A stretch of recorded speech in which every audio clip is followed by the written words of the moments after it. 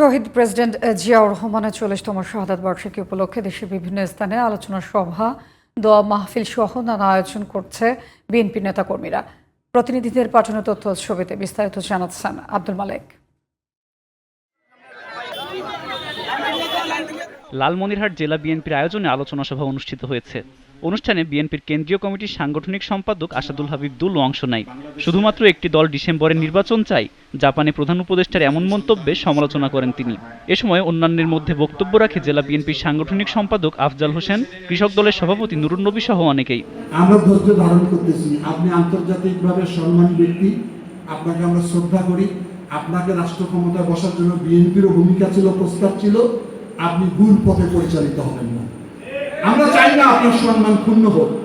আপনি এই সমস্ত ভুইফোর রাজনৈতিক নেতার কথা শুনে নির্বাচন বিলম্বিত করলে বাংলাদেশের সংকট তৈরি হলে আপনি দায়ী থাকবেন। বাগেরহাটের মোংলায় বিএনপির গবেষণা বিষয়ক সম্পাদক শামীমুর রহমান ও স্থানীয় বিএনপির আয়োজিত এক আলোচনা সভায় অংশ নেন। এ সময় তিনি দ্রুত সময়ের মধ্যে সংস্কার কাজ সম্পন্ন করে নির্বাচন দেওয়ার কথা জানান।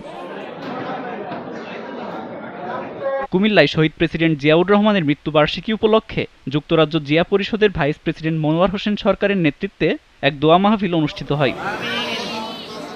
জিয়াউর রহমানের মৃত্যুবার্ষিকী উপলক্ষে নোয়াখালীর কোম্পানিগঞ্জে আলোচনা সভা ও এতিমদের মাঝে খাবার বিতরণ করেন নেতাকর্মীরা।